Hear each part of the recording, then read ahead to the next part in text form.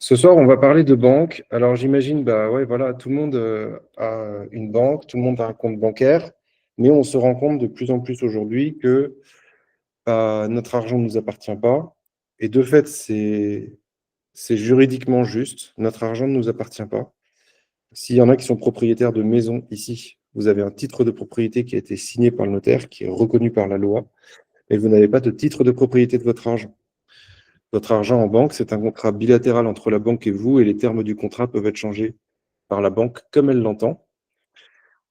Et on voit aujourd'hui, dans le contexte dans lequel on est, qu'il y a un contexte voilà, de stress économique, de stress politique, de stress géopolitique, qu'on a un État, un gouvernement qui peine à prendre ses responsabilités sur le plan financier, sur le plan politique, sur tous les plans.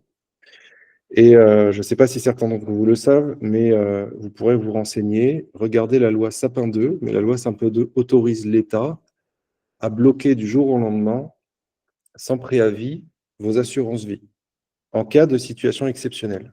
Après, qui est-ce qui définit la situation exceptionnelle? Ben, ça, c'est au bon vouloir de l'État. Et en fait, on se rend pas compte parce qu'on est habitué, mais on est aujourd'hui dans un système qui est de plus en plus fragile, mais qui essaie de se maintenir coûte que coûte, mais un système qui est complètement à bout de souffle, qui a déjà démontré des signes de grande fragilité au moment de la crise des subprimes de 2008, d'accord, la crise de 2008. Et qu'est-ce qui s'est passé à ce moment-là, durant cette crise? C'est la naissance du Bitcoin et la naissance de tout l'écosystème crypto, d'accord? Quel est l'intérêt, on va dire, pour moi, de la crypto, de l'écosystème crypto par rapport, en fait, au système traditionnel? Ben, on va le voir, et ça, c'est vraiment bien important de le comprendre. Si vous voulez, la première chose, c'est que dans le système traditionnel, dans le système bancaire, la première chose, c'est que votre argent ne vous appartient pas. Et ça, il faut vraiment en prendre conscience. Votre argent ne vous appartient pas. Vous le prêtez juridiquement à la banque. Et quelque part, si la banque fait faillite, vous ne retrouverez jamais votre argent. Alors, l'État garantit normalement jusqu'à 100 000 euros de, de garantie, hein, d'accord? Mais vu les finances aujourd'hui de l'État, vu l'état des finances de l'État, moi, j'y crois pas trop. Enfin, je vois aujourd'hui le système bancaire comme très peu fiable, et moi, j'ai quasiment plus rien. Je me suis presque totalement débancarisé. J'ai gardé un petit peu, enfin, j'ai de quoi vivre 1, 2 mois d'avance, d'accord? Mais moi, quasiment maintenant, tout mon patrimoine, mon argent, ma fortune est dans l'écosystème crypto, et j'en suis bien content. Et je vais vous expliquer pourquoi. La deuxième chose, c'est que dans le système bancaire, il y a comment on pourrait appeler ça, une asymétrie de l'information. C'est-à-dire que la banque, elle sait tout sur vous, sur votre profil de consommateur, sur ce que vous achetez, voilà, sur toutes vos dépenses et vos rentrées. Mais vous ne savez rien de ce que la banque fait de votre argent. Et troisième chose, ça c'est le système monétaire au niveau mondial, que ce soit l'euro, que ce soit le dollar. On est dans des monnaies qui sont inflationnistes, avec la fameuse planche à billets qui crée de la monnaie en permanence, beaucoup plus que en fait, que la création de richesse réelle. Par conséquent, on a une monnaie qui se dévalue, qui perd de sa valeur, et donc ça se traduit concrètement par des prix qui montent, qui montent, qui montent, qui montent, alors que les salaires ne suivent pas. Et ça, c'est une mécanique globale qu'on appelle l'inflation. Et l'inflation, c'est vraiment le système le plus pervers en termes de comment on peut vous voler votre argent, comment on peut nous voler notre argent. Pour avoir une idée claire un peu de quoi ça représente, l'euro, il a perdu 60% à 70% de sa valeur depuis sa création. Et aujourd'hui, l'inflation réelle en France, elle est à peu près de 7 à 8% par an. Donc autant vous dire qu'un livret A, vous perdez de l'argent. Une assurance vie, même à 4%, vous perdez de l'argent. Et même des bons rendements, des bons placements, voilà, des SCPI ou je ne sais plus quoi, bah, vous ne perdez pas d'argent, mais vous n'en gagnez pas. Voilà. C'est comme ça. C'est notre monnaie perd à peu près 7% de sa valeur. Qu'est-ce que ça veut dire? Ça veut dire, si vous aviez 1000 euros en 2022, aujourd'hui, ça représenterait en termes de pouvoir d'achat à peu près 600 euros, 600, 700 euros. Au bout de 8 ans, la valeur de votre argent diminue de moitié. Ou alors les prix doublent. OK? Ça revient au même. Voilà. Donc face à ça, en 2008, il y a eu une équipe de visionnaires, de gens voilà, qui voulaient proposer une alternative d'un système qui soit hors État, hors banque, qui puisse justement permettre à tout un chacun d'éviter de se faire pomper son argent. Et c'est l'arrivée du Bitcoin. Je pose un peu le décor avant de vous parler du projet de ce soir, parce que c'est très important de bien comprendre dans quel sillage, dans quel héritage historique se situe le projet dont je vais vous parler ce soir. Et le Bitcoin, c'est quoi la caractéristique? C'est premièrement ce qu'on appelle une blockchain. Une blockchain, c'est quoi? C'est un espèce de marbre numérique dans lequel sont gravés tous les titres de propriété et les transactions des uns et des autres. Donc, dans l'écosystème crypto, votre argent vous appartient. C'est gravé dans le marbre de la blockchain. Votre argent vous appartient. Personne ne peut vous le piquer, personne ne peut. Voilà, parce que c'est un protocole informatique qui est inviolable, infalsifiable et immuable, qui détermine, enfin, là, qui y a inscrit dans le marbre de la blockchain que cet argent vous appartient. Donc, dans l'écosystème crypto, vous êtes propriétaire de votre argent. Je rentrerai plus dans le détail après. Deuxièmement, il y a un rééquilibrage au niveau de l'information. C'est-à-dire que la banque, c'est tout sur vous. Vous ne savez rien de ce que fait la banque de votre argent. Dans l'écosystème crypto, votre coffre-fort, l'endroit où vous détenez votre argent, votre portefeuille, est anonyme. Mais les transactions sur la blockchain, donc sur ce marbre numérique dans lequel sont gravées toutes les transactions là, et les titres de propriété, c'est public. Donc tout le monde y a accès, donc c'est transparent. La transparence favorise la confiance, et en même temps, il y a une confiance grâce à cette transparence et une confidentialité où mon identité est préservée. Donc il y a une inversion miroir. La banque, c'est tout sur vous, vous ne savez rien de ce qu'elle fait de votre argent. D'accord? Dans la crypto, eh bien, vous savez tout sur ce qui se passe sur la blockchain, mais la blockchain ne sait rien sur vous, parce que c'est anonyme. Donc, il y a une inversion du paradigme. Et ensuite, troisième chose, la plupart des monnaies crypto, comme le Bitcoin, mais comme d'autres crypto-monnaies, sont des monnaies anti-inflationnistes. C'est-à-dire qu'il y a une quantité de monnaie qui est limitée et qui ne bougera jamais. Il n'y aura jamais plus de 21 millions de Bitcoin, et il n'y aura jamais ici, ce soir, plus de 1 milliard de Wi-Fi.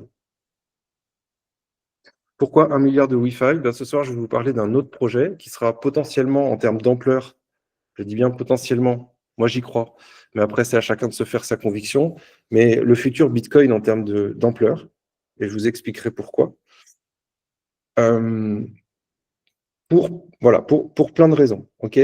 Mais la première chose, c'est qu'effectivement, on est face à la première banque décentralisée au monde. C'est-à-dire banque avec sa propre blockchain, sa propre crypto-monnaie, son propre protocole décentralisé. Il n'y en a pas d'autres. Vous allez avoir des banques qui vont tourner sur des blockchains déjà existantes, mais une banque avec sa propre blockchain, ça n'existe pas encore. Voilà. Et donc là, on est face à la première banque au monde, première banque décentralisée. Qu'est-ce que ça implique concrètement? Dans cette banque-là, vos fonds sont en sécurité. Vous avez total contrôle sur vos fonds. Vous avez la confidentialité, pareil, préservation de votre identité. Et aussi, et alors ça c'est un élément très important, une conformité par rapport au système traditionnel, pour pouvoir faire le pont et pour pouvoir faire la passerelle avec le système bancaire traditionnel. Okay. Et là, on va voir, parce que c'est une équation difficile à résoudre, mais Wi-Fi a réussi à la résoudre. Alors pour moi, c'est clairement la banque du futur, et je vais vous expliquer pourquoi, comment, qui, que, quoi. Le but de cette banque, si vous voulez, c'est de réussir à réunir trois mondes. À la fois le monde de la crypto, qui est un monde qui est difficilement accessible quand on vient du monde de la finance traditionnelle, du monde bancaire. C'est difficile de faire la passerelle entre les deux. Okay. Ce n'est pas encore très fluide.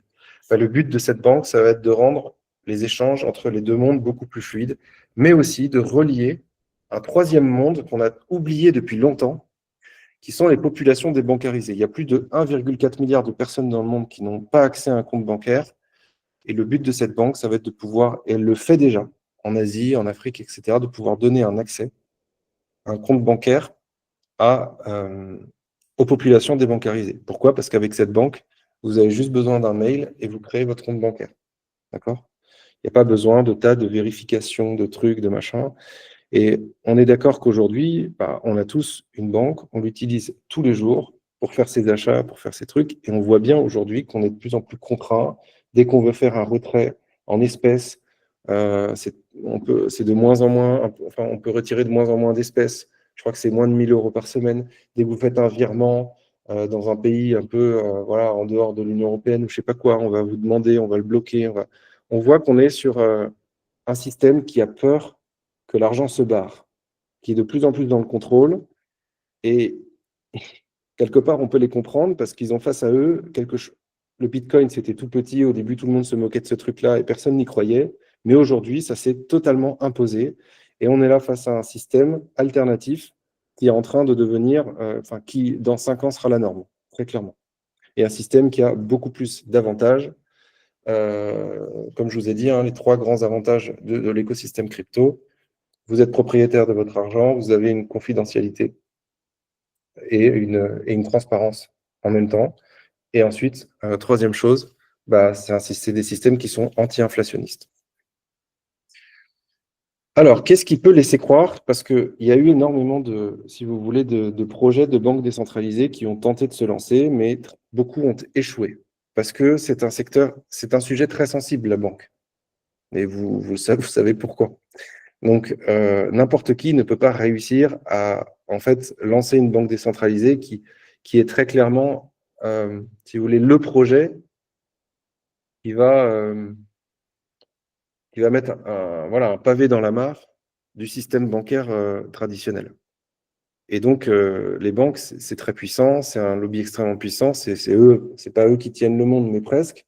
Et donc, du coup, proposer comme ça une banque décentralisée, c'est-à-dire la particularité, vous le verrez, de cette banque, c'est que 50% de ses revenus sont redistribués à sa communauté, que c'est une banque où, ben, en fait, les banquiers, c'est nous, parce que c'est décentralisé. Typiquement, pour tout ce qui va être emprunt, crédit, etc., ce n'est pas la banque qui vous prête de l'argent, c'est les membres entre eux qui se prêtent. Donc, c'est décentralisé. C'est nous les banquiers. Et donc, il y a une équipe de fondateurs qui sont quand même des profils, bien que vraiment des profils de haut niveau, de très très haut niveau. Et c'est moi, un des premiers éléments qui me laisse croire, là, il y a une équipe suffisamment solide pour pouvoir mener à bien ce projet. Parce qu'il faut à la fois des compétences techniques, des compétences juridiques, des compétences politiques, des compétences vraiment à tous les niveaux. Il ne suffit pas justement de faire quelque chose qui soit techniquement puissant. Voilà, c'est plus qu'une révolution technologique, c'est une révolution à tous les niveaux. Et donc, on a notamment dans l'équipe plusieurs gros poids lourds, notamment Riff Collins, qui est très connu dans le milieu de la crypto et qui est l'ex-CEO, l'ex-fondateur de Tether. Tether, c'est quoi? Ben, c'est le premier stablecoin au monde, à la fois dans sa création et aujourd'hui en termes de capitalisation. Un stablecoin, c'est quoi? C'est une crypto qui est adossée à une monnaie fiat. Voilà, donc le Tether a fait l'USDT, qui est un crypto-dollar. Et donc, c'était une invention géniale dans l'écosystème crypto parce que ça permet, si vous voulez, d'avoir une monnaie stable qui suit le cours du dollar, là où les cryptos, de manière générale, sont très volatiles. Donc, de pouvoir à la fois amasser de la liquidité et puis pouvoir, au moment où les cryptos descendent, bah, racheter à la baisse, etc. Donc, ça permettait en fait de pouvoir faire des allers-retours entre les cryptos et le dollar, mais en restant dans l'écosystème crypto. Donc, beaucoup plus pratique que de sortir de l'écosystème crypto, puis de re-rentrer, etc. Donc, ça, c'est une invention de Rick Collins.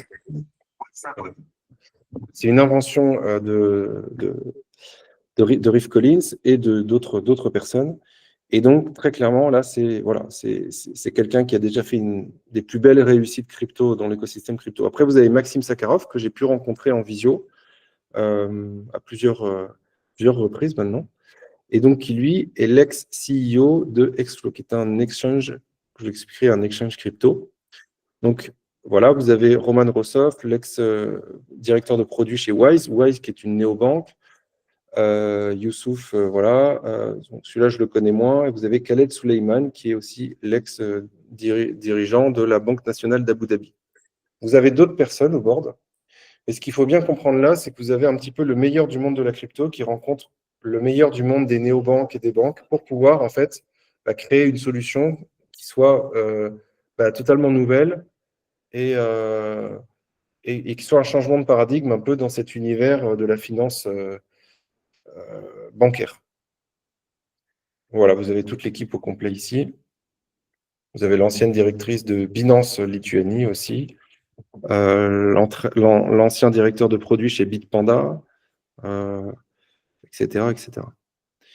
Voilà. Donc là, on est dans un projet qui est en phase de lancement. D'accord? Vous avez le projet, il a démarré en 2024. Bon, il y a eu fin 2023 la création du projet, mais le lancement confidentielles en 2024. Et ça, vous pouvez aller regarder tous. Ça, je vous inviterai à aller vérifier.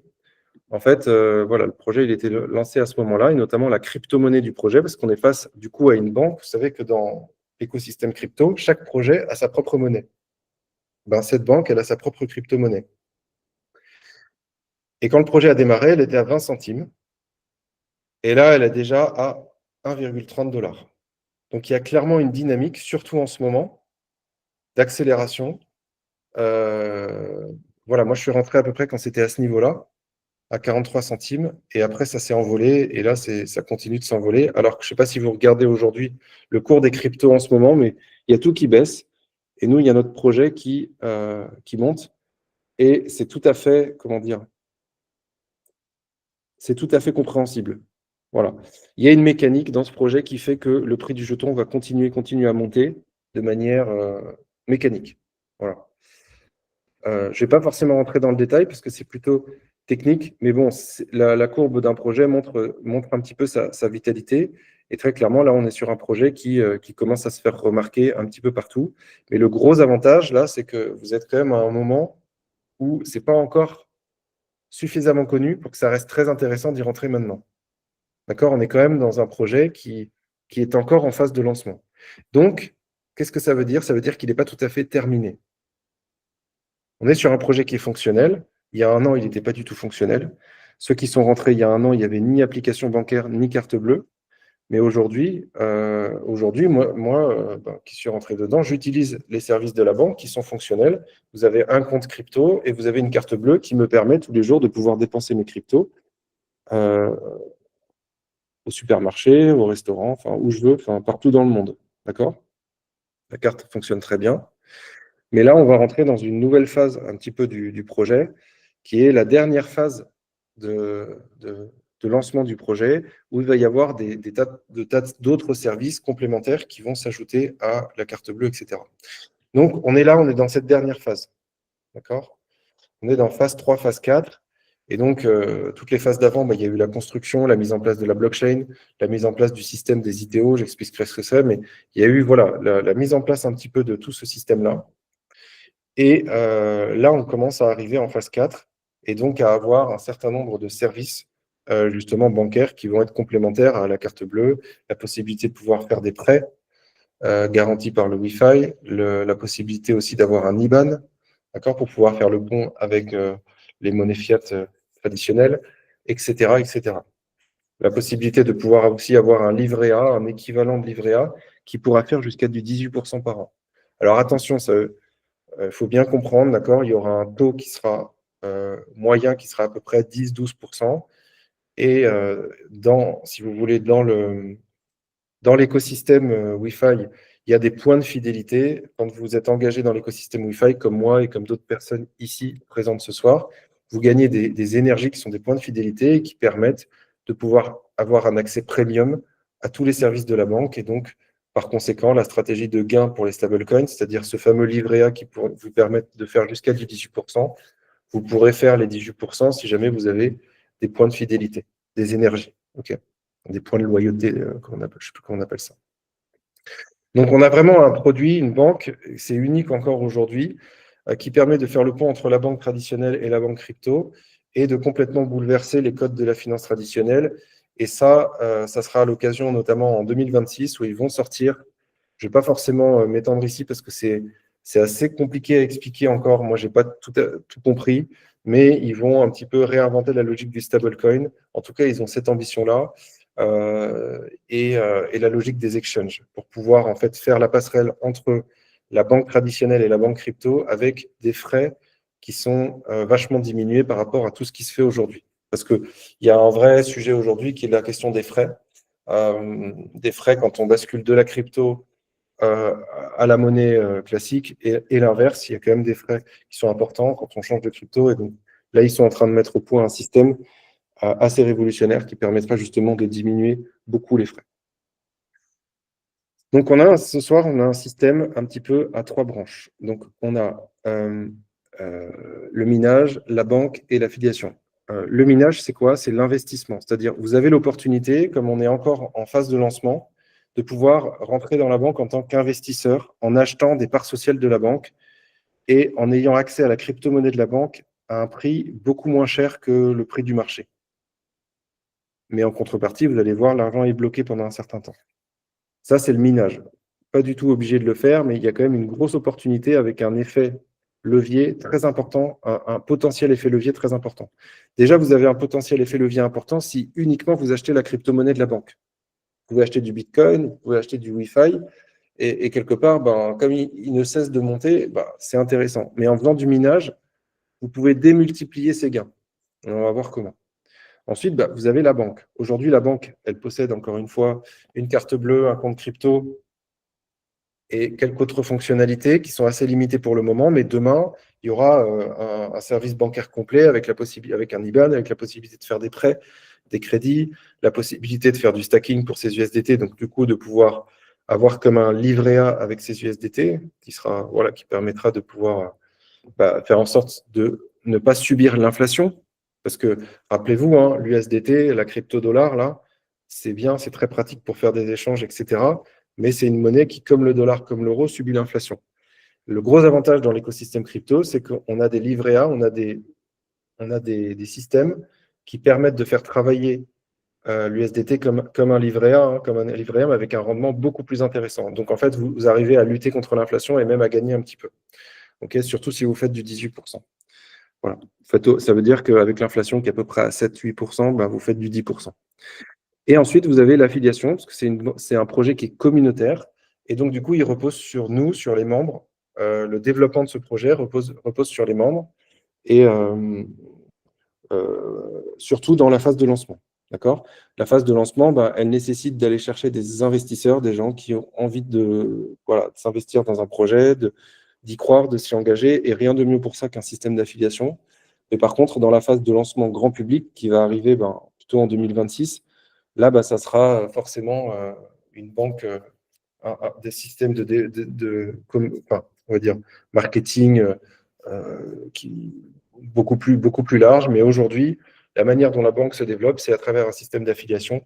Et donc, c'est un projet qui est très communautaire par rapport à ça. Donc, je vais parler d'abord de la banque avec un compte courant rémunéré jusqu'à 18%, une visa, etc. Alors non, ce n'est pas forcément le compte courant. Ça, c'est un compte spécial où quand vous mettrez vos USDT, ben, ils pourront aller jusqu'à du 18%. Encore une fois, si jamais vous avez des points de fidélité. Sinon, ça sera à mon avis plutôt du 12%. Voilà, donc on est là face à... Alors, ce qui est très intéressant, c'est que je vous ai dit, le propre de cette banque, c'est quoi? C'est d'assurer à la fois un total contrôle sur vos finances. Contrairement aux banques traditionnelles, vous avez la main, vous avez la maîtrise de votre argent, vous en faites ce que vous voulez, personne n'intervient, c'est un protocole qui gère ça, et ce n'est pas des humains qui ont du pouvoir et qui veulent, voilà, qui font les intermédiaires. Il n'y a pas d'agent bancaire, il n'y a pas de directeur de la banque qui a un pouvoir sur votre compte, c'est vous qui avez le total pouvoir sur votre compte. Ensuite, il y a une confidentialité et en même temps une conformité. Et c'est là c'est là le truc qu'il faut bien comprendre. C'est que il y a beaucoup de projets crypto qui sont totalement anonymes, sauf qu'ils ne sont pas conformes. C'est-à-dire que c'est très souvent compliqué de faire la bascule entre et l'interopérabilité entre ce monde crypto confidentiel, totalement anonyme, et le monde traditionnel qui, au contraire, vous flique en permanence et vous demande en permanence de vérification d'identité, vous demande la couleur de vos yeux, la longueur de vos cheveux, combien vous gagnez par mois, où vous allez en vacances, etc. Okay. Là, il y a un compromis entre les deux qui est très intéressant, qui est qu'en fait, la banque, elle vous demande une vérification d'identité qui est décentralisée. Et là, pour moi, c'est une solution technologique extrêmement pertinente et élégante qu'ils ont trouvée pour pouvoir réussir à la fois à préserver la confidentialité tout en étant conforme. C'est ce qu'on appelle la technologie ZK, Zero Knowledge. C'est-à-dire qu'en fait, la banque n'a pas accès à votre vérification d'identité. C'est fait par une IA et les données, si vous voulez, elles sont protégées et conservées. En revanche, l'IA, l'intelligence artificielle, va pouvoir dire si oui ou non, bah, c'est conforme, c'est valide. D'accord? Si vous avez bien une identité, etc. Donc en fait, Wi-Fi vis-à-vis des institutionnels pourra dire bah, moi j'ai demandé la vérification d'identité, mais j'y ai pas accès. Mais c'est pas le problème des voilà. Ce que demande la loi, c'est qu'il y ait une vérification, et du coup, ben, Wi-Fi remplit cette contrainte. D'accord? Donc ça, c'est ce qu'on appelle le KYC décentralisé. Grâce à la technologie ZK, ça se pratique déjà dans d'autres projets. Et c'est typiquement une solution assez habile pour pouvoir à la fois préserver la confidentialité des membres de la banque, hein, parce que c'est une promesse de la banque. C'est à la fois, vous êtes dans un espace souverain où vous avez total contrôle sur votre argent, liberté, voilà, liberté, souveraineté et en même temps confidentialité de vos données. Et en même temps, face au système traditionnel bancaire, c'est nous, on est conforme, on respecte la loi. Et c'est que ça dans ce projet. Ils sont sur un petit peu un équilibre, un jeu d'équilibre entre comment assurer les avantages de la crypto-monnaie, qui sont la souveraineté, la confidentialité, etc. Et en même temps pouvoir faire la passerelle avec le système traditionnel le temps qu'il reste encore debout. Voilà, parce que je pense que les choses vont beaucoup bouger dans les années qui viennent. Donc aujourd'hui, comme je le disais, vous avez un compte crypto, vous avez une carte bleue, qui est une carte bleue virtuelle. Et demain, je vais recevoir ma carte bleue physique, pour ma part. Euh, voilà, mais voilà, et dans certains pays, il y a beaucoup plus de choses qui sont développées. Il y a des ATM, il y a pour les commerçants, il y a on appelle ça, des trucs pour retirer ses cryptos là, pour retirer son argent. Voilà, il y a un certain nombre d'objets physiques qui sont déjà déployés plutôt en Asie, hein. C'est un projet qui est très développé en Asie, euh, du côté asiatique. Et là, maintenant, ça se déploie très fortement en Europe. Enfin, ça commence en France, etc. En France, on a à peu près 3000, 4000 maintenant. Donc, on est encore au tout début. Donc, faites parmi les premiers en France à découvrir ce projet. Mais je pense que d'ici 6 mois, ça sera beaucoup plus connu, évidemment. Donc aujourd'hui, comme je vous disais, dans la banque, il y a un wallet multi-crypto, une carte Visa, la technologie ZK donc pour préserver à la fois son identité tout en étant conforme, et un système Web3 avec sa propre blockchain. Donc on a notre propre blockchain, mais aujourd'hui on fonctionne encore sur la blockchain BNB Smart Chain, d'accord? Parce que on va basculer bientôt sur notre propre blockchain quand on aura atteint une masse critique. Là, on est à peu près entre 120 et 150 000 membres, me semble-t-il. Je n'ai pas les nombres exacts. Il faut attendre d'atteindre une certaine masse critique pour que ça soit pertinent, de commencer à activer notre propre blockchain. D'accord? Donc, notre propre marbre numérique où tout va être gravé. Aujourd'hui, on utilise une blockchain voilà, une autre blockchain qui est pas la nôtre, mais bientôt, on aura notre propre blockchain. Et ça va arriver assez vite parce que la vitesse à laquelle aujourd'hui le projet croît, je pense que voilà, ça va avoir lieu d'après Maxime Sakharov d'ici, ça sera le cas en 2026. Voilà. Et demain, il y aura un IBAN, une possibilité de pouvoir faire des prêts, des crédits de type crédit lombard, et un compte, alors pas un compte courant rémunéré, mais un équivalent de livret A pour stacker, pour faire travailler ses USDT, sa crypto, ses dollars crypto. Voilà. Et un moteur de paiement ZK, donc pareil, qui permet aussi la confidentialité au niveau des. Voilà, et comme je vous disais, dans certains pays, il y a les comptes pro, il y a des machines là, comme ça qui permettent, voilà, pour les professionnels, euh, il y a même d'autres éléments, mais c'est déployé voilà, dans certains pays, pas encore en France. En fait, en France, en Europe, on est vraiment au début du déploiement de Wi-Fi. Voilà. Donc, je ne rentre pas forcément dans le détail. Maintenant, je vais parler du minage. Donc, le minage, c'est vraiment l'investissement qui permet, si vous voulez, vous pouvez très bien créer votre compte dans cette banque, votre compte gratuitement. D'accord? Il n'y a pas besoin de payer, de quoi que ce soit. Vous pouvez rentrer gratuitement. Mais ça peut être intéressant de pouvoir justement investir dans cette banque et de devenir un actionnaire de cette banque. Et c'est ce que propose la banque à travers le minage. Le minage, il vous donne à la fois accès à des parts sociales de la banque. Donc vous êtes un actionnaire de la banque, vous devenez actionnaire de la banque, vous avez des parts de la banque. Et en même temps, ça vous donne accès aussi à la crypto-monnaie de la banque pour beaucoup moins cher que ce qu'elle est aujourd'hui. Quasiment 10 fois moins cher. OK? Même un peu plus que ça. Donc, comment ça fonctionne? Il y a une offre d'ITO. Alors, vous allez entendre beaucoup de termes un petit peu ce soir, mais les ITO, c'est vraiment un élément, c'est vraiment l'élément propre au minage. Il y a le Wi-Fi qui est la crypto-monnaie de la banque et les ITO, c'est Initial Technology Offering, donc offre de technologie initiale, en fait, qui vous permet de miner la crypto-monnaie de la banque. Je m'explique. Comme je vous disais, la banque, son objectif en 2032, ça va être d'avoir 1 milliard de Wi-Fi.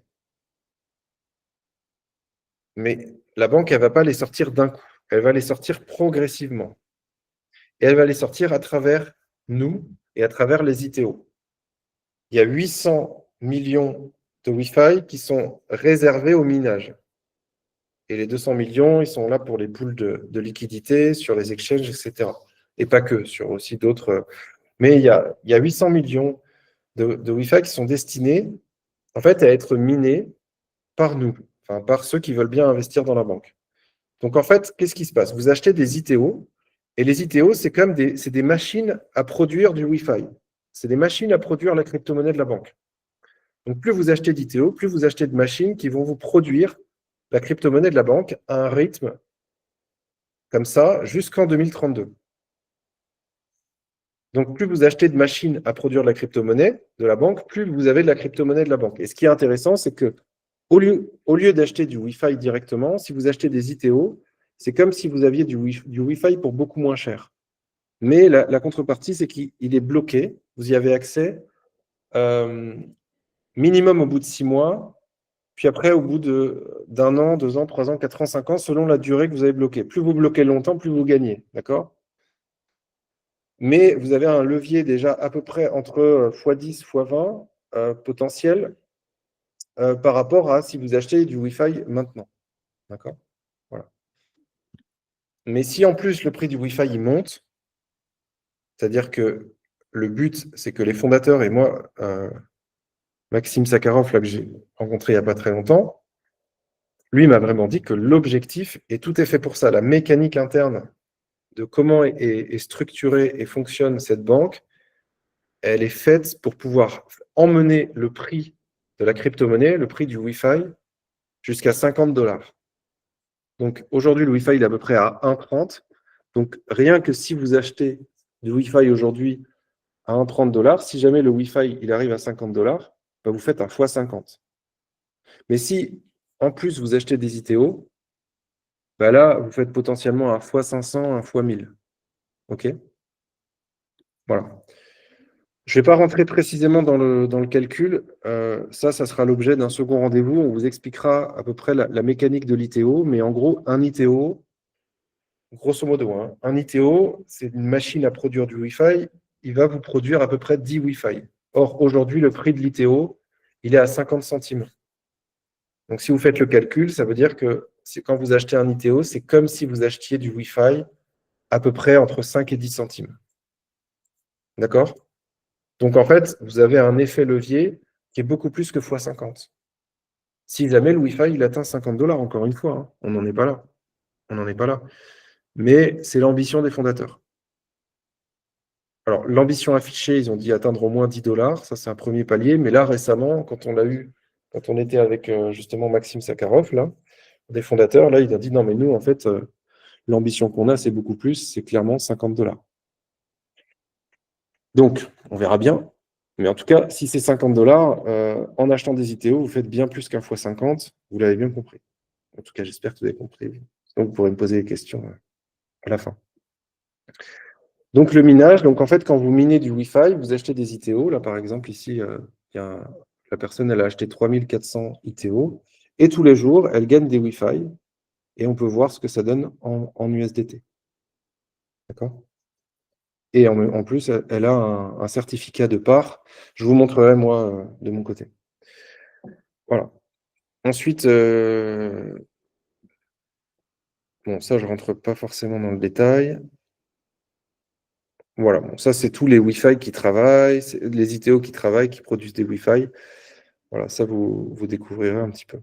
Donc, il y a possibilité, en fait, de récupérer les jetons qui vont être minés au bout de, je crois, enfin, voilà, soit vous les bloquez pendant une durée inférieure à 1 an, soit vous les bloquez 1 an, 2 ans, 3 ans, 4 ans ou 5 ans. Plus vous bloquez longtemps, plus, en fait, ça travaille et c'est intéressant. Voilà. Et après, on va parler maintenant de l'affiliation. Donc, l'affiliation, c'est comme la banque, si vous voulez, il y a beaucoup de projets comme ça dans la crypto qui utilisent des systèmes d'affiliation. Alors, le problème derrière, c'est que très souvent, il y a des projets arnaques avec des pyramides de Ponzi, etc. Donc, c'est là où il faut bien savoir faire la différence. Moi, à chaque fois, les gens, voilà, ils se méfient un petit peu parce que dès qu'il y a des systèmes d'affiliation, ben, ça fait tout de suite penser à des Ponzi. Voilà, mais c'est pas, voilà, il faut pouvoir bien différencier les deux. Le propre des Ponzi, c'est quand il n'y a pas de produit derrière. D'accord. Euh, les systèmes d'affiliation, c'est un moyen pour beaucoup d'entreprises, hein. Ça a été très popularisé par Tupperware, hein, les réunions Tupperware. Mais ben, Tupperware, ils avaient un système d'affiliation. Mais derrière, il y avait un Tupperware il y avait un vrai produit qui était vendu. Là, c'est pareil, ben, vous avez un vrai produit qui est la banque avec sa carte bleue et tout son système de services bancaires. OK. Euh, Moi, j'aime bien dire à chaque fois que si vous voulez, notre système de retraite français est un énorme Ponzi. Et pourtant, on est tous dedans, de manière obligatoire. Il a été construit au moment du baby boom, toute cette période-là, avec 4 actifs pour un retraité. Donc, ceux qui en profitent, c'est les premiers qui sont arrivés à la retraite. Mais en 2030, quand il y aura un actif pour un retraité, ben, le système il va s'effondrer. Et tous ceux qui seront arrivés en dernier, ce sera les premiers des 3 petits points, quoi. Voilà. Donc, il faut bien comprendre la mécanique de ce qu'est un système d'affiliation, voilà, de ce qu'est un Ponzi, etc. Là, on est face à un projet qui utilise l'affiliation pour pouvoir se développer. C'est-à-dire qu'au lieu de dépenser des 1000 et des cents dans des directions commerciales, de la publicité, voilà, tout le budget, si vous voulez, développement, vente, publicité, etc., en fait, il est reversé aux membres de la banque qui veulent bien, s'ils en ont envie, développer le projet, en parler autour de soi. Donc moi, typiquement, c'est un choix que j'ai fait. Et c'est vrai que l'affiliation permet, pour des petits revenus, ce qui était mon cas à la base, en fait, de gagner rapidement de l'argent et de pouvoir se créer un patrimoine. Moi, il n'y a pas longtemps, j'ai parlé de ce projet à un multimillionnaire qui était très intéressé pour rentrer. Donc, c'était quelqu'un qui s'y connaissait vachement en crypto. Il était rentré dans Bitcoin et dans Solana quand c'était au tout début. Donc, c'est quelqu'un qui a vraiment voilà, des dizaines de millions. Donc, lui, il a investi 50 000 balles dans les ITO. Là, il va investir 500 000. Et si vous voulez, lui, il s'en foutait complètement de l'affiliation. D'accord? Pourquoi? Parce qu'en fait, lui, il est déjà riche. Et pour les gens qui n'ont pas forcément les moyens, l'affiliation est un moyen excellent pour pouvoir rattraper le retard, entre guillemets, avec des gens comme ça. Voilà.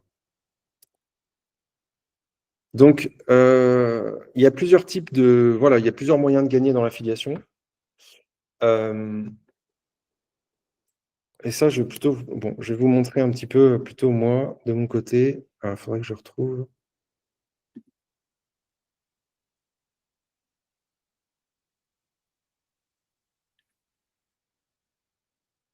Attendez, je vais arrêter un petit peu le partage d'écran parce que je reviens tout de suite.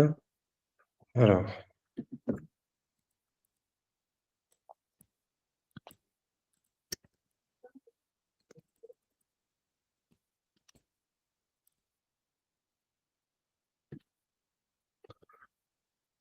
ça arrive, ça arrive.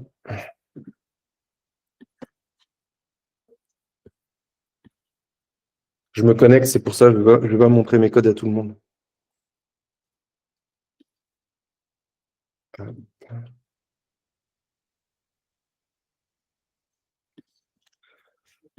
Donc, je vais vous montrer en fait mon propre compte et mes gains, tout ça, comme ça va être concret.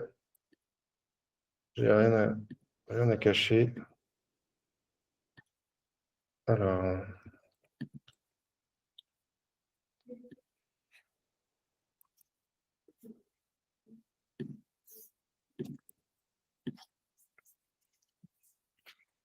voilà, on est prêt.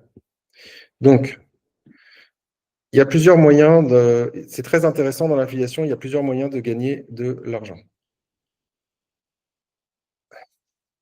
Donc là, je suis dans mon compte bancaire, vous avez votre compte ici, votre carte bleue ici, les énergies, on en reparlera à un autre moment.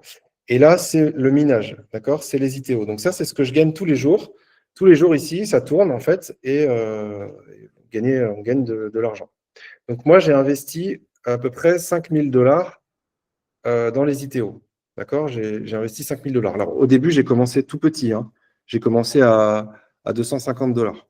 Puis après, j'ai monté, parce que j'ai pu gagner de l'argent, donc j'ai réinvesti. OK? Donc aujourd'hui, j'ai 9 894 ITO. D'accord? Donc, comme l'ITO, comme je vous ai dit, il vaut à peu près 50 centimes de dollars, bah, en investissant 5 000 $, j'ai à peu près, enfin, j'ai investi ouais, à peu près ouais, 4 500, 4 000, bon, entre 4 500 et 5 000 $. Et donc, et je suis rentré il y a 3 mois à peu près maintenant. Il y a 3 mois. Et donc, en 3 mois, j'ai déjà gagné 938 Wi-Fi, ce qui équivaut à 1 207 $. Donc, j'ai déjà un retour sur investissement de 47,92%. Je n'ai pas encore fait du 100%. Donc, 100%, c'est le moment où j'ai remboursé mon, mon investissement. Donc là, pour le moment, je suis à 1 207 $ en 3 mois. Donc ça, c'est ce que j'ai gagné moi grâce à mon investissement. Mais moi, j'ai fait de l'affiliation, d'accord? Parce que j'ai décidé d'affilier des. Voilà, ce projet, alors je l'ai fait naturellement, c'est-à-dire ce projet me parle énormément, il a beaucoup de sens pour moi, à plein de points de vue. Parce que je trouve que c'est un projet émancipateur et reliant, qui va relier plein d'écosystèmes, plein de mondes, etc. Qui est, voilà, donc bon, je vous ai expliqué, ça doit se sentir, enfin voilà, je suis passionné par ce projet, donc j'en parle assez naturellement. Et donc j'ai affilié un certain nombre de personnes, à peu près une trentaine de personnes. Et grâce à ça, eh bien, j'ai pu gagner aussi attendez, hop, j'ai pu gagner de l'argent. En fait, quand vous affiliez des personnes, vous allez gagner sur ce qu'elles vont gagner elles. Alors, ça ne va pas être prélevé sur ce qu'elles vont gagner elles, mais vous allez gagner par rapport à ce qu'elles vont gagner. Vous allez gagner 3% sur vos affiliés directs, 5% sur vos affiliés d'affiliés et 8% sur vos affiliés d'affiliés d'affiliés.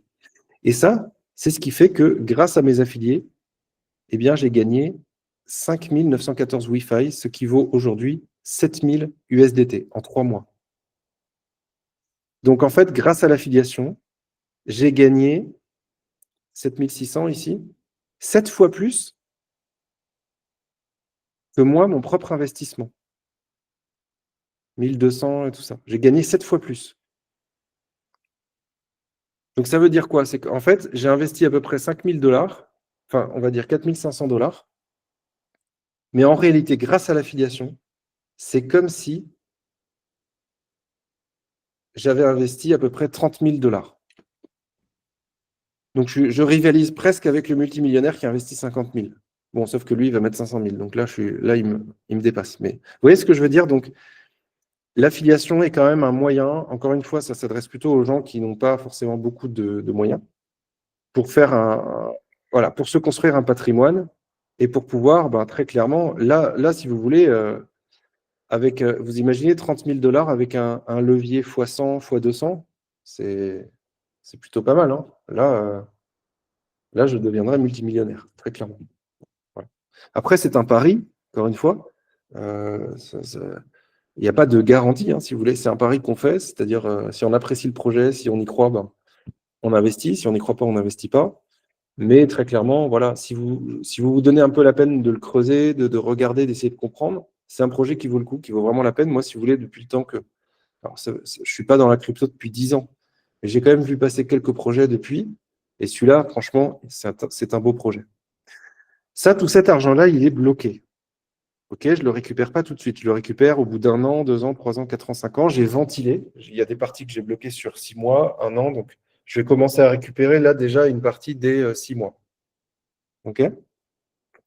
Mais il y a évidemment une partie d'argent que vous touchez instantanément. Et ça, c'est une autre partie, c'est autre chose, c'est d'autres revenus qui figurent ici. Donc, dès que vous faites entrer quelqu'un dans le projet, vous touchez aussi des commissions, du cashback en direct. Et ça, c'est de l'argent qui est directement mobilisable, directement utilisable, directement que vous pouvez dépenser avec votre carte bleue, par exemple. Voilà. Donc, à chaque fois que vous faites entrer quelqu'un ou il y a quelqu'un qui rentre dans votre équipe, vous allez toucher entre 5% et 25%, tout dépend de votre niveau, de là où vous en êtes dans votre déploiement d'équipe. entre 5% et 25% de cashback sur l'achat des ITO, mais aussi sur plein d'autres choses, sur notamment l'achat de la carte bleue, l'utilisation de la carte bleue, etc., etc. Et plus tard, pour les utilisations des services de la banque. Mais aujourd'hui, la majeure partie des revenus viennent de l'achat des ITO. D'accord?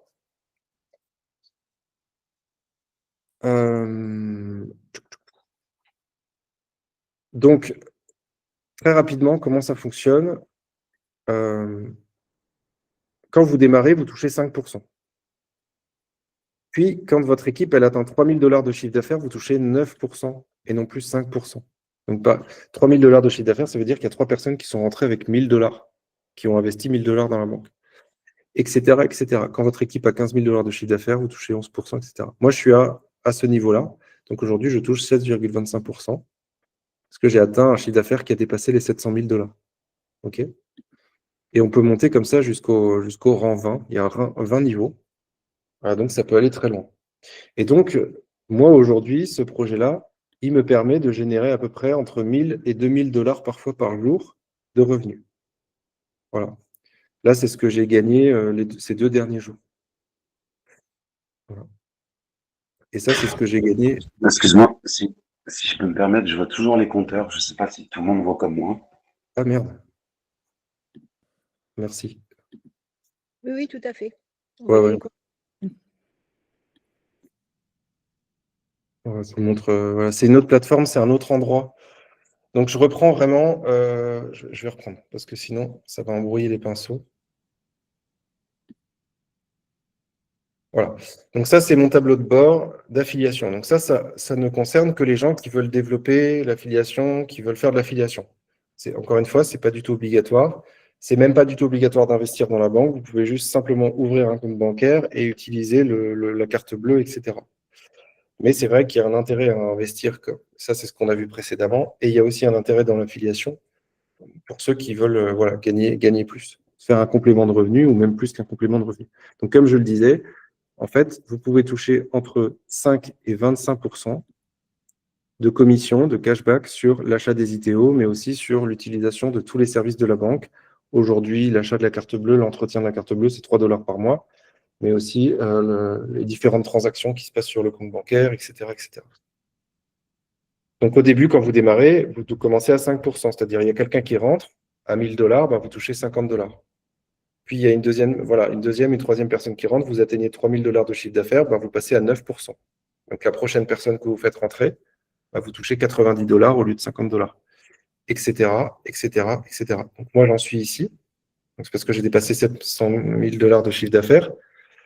Mais il y a 20 rangs, donc ça peut aller très, très loin. Okay, donc, moi, je suis rentré il y a 3 mois. Et en 3 mois, j'ai affilié une trentaine de personnes en direct. Mais ces personnes ont affilié derrière elles d'autres personnes qui ont affilié d'autres personnes qui ont affilié d'autres personnes. Et donc, j'ai une équipe totale de 2184 affiliés. Voilà. Et ici, ce sont mes affiliés directs, mais je ne les montre pas parce que c'est confidentiel, on voit leur nom. Et ça, voilà. Ça, c'est ce que j'ai gagné ces 2 derniers jours en dollars. Je peux le retirer instantanément sur mon compte bancaire où je veux. D'accord? C'est libre. C'est quelque chose qui n'est pas bloqué pour le coup. Et voilà. Et ici, on voit ce que j'ai gagné depuis 3 mois, donc bientôt 80 000 $, avec un chiffre d'affaires global de presque 150 000 1 500 000 $. Voilà. Donc, moi, très clairement, ça a changé ma vie. Hein. Ça a changé ma vie du tout au tout.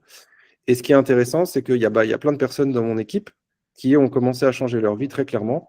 Parce que quand on arrive au rang 4, d'accord? Alors, je vous explique très rapidement. Là, je parle pour ceux qui veulent faire de l'affiliation, encore une fois, ça ne va peut-être pas concerner tout le monde. Mais là, quand vous arrivez ici, bah, vous touchez 5%, 9%, 11%. Mais à partir de ce niveau-là, c'est le rang 4, rang 1, rang 2, rang 3, rang 4. En fait, il y a un système, il y a une règle, il y a un truc qui se met en place qui fait que vous gagnez minimum 250 $ par jour.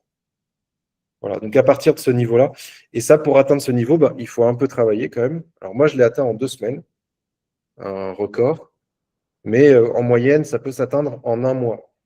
Et moi, il y a plusieurs personnes, il y en a au moins 5-6 maintenant dans l'équipe, peut-être même plus, ouais, 7 personnes qui ont atteint le rang 4 et qui donc au bout d'1 mois de travail, où ils ont parlé du projet, ils ont invité, etc., bah là, ils ont un revenu, si vous voulez, journalier de à peu près 250 $ par mois. Alors vous allez me dire, ouais, c'est énorme, comment ça se fait, etc. Bah, en fait, c'est un projet qui a beaucoup de succès et donc qui est très facile voilà, donc c'est facile d'en parler, si vous voulez. Et les gens en ont tellement marre aujourd'hui de leur banque, du système actuel tel qu'il fonctionne, que quand ils voient un système comme ça, si vous voulez, ça leur parle. Voilà. Donc du coup, c'est à la fois voilà, challengeant, mais pas challengeant. Encore une fois, là, je m'adresse aux personnes qui ont envie, voilà, pour qui le projet il parle d'abord, parce qu'il faut se sentir appelé par ce projet, bien aimer ce projet, et qui voudraient voilà, faire un petit complément de revenu, ou même plus qu'un complément de revenu, parce que très clairement, moi, je gagne beaucoup plus grâce à ce projet. Alors, je gagne aussi grâce à d'autres projets crypto, mais celui-là, c'est celui où je gagne le plus. Moi, je m'étais fixé en début d'année un objectif de 10K par mois pour fin 2025. Ben là, j'ai largement dépassé, grâce, entre autres, à ce projet. Voilà. Donc, voilà un petit peu pour le projet. Alors, j'imagine qu'il y a plein de questions. N'hésitez pas maintenant à prendre la parole et à d'abord lever la main, parce que comme on est nombreux, il faudra que ça se régule un petit peu. Donc, pour ceux qui veulent poser des questions, voilà, Émilie s'est lancée en première. Oui, bonsoir.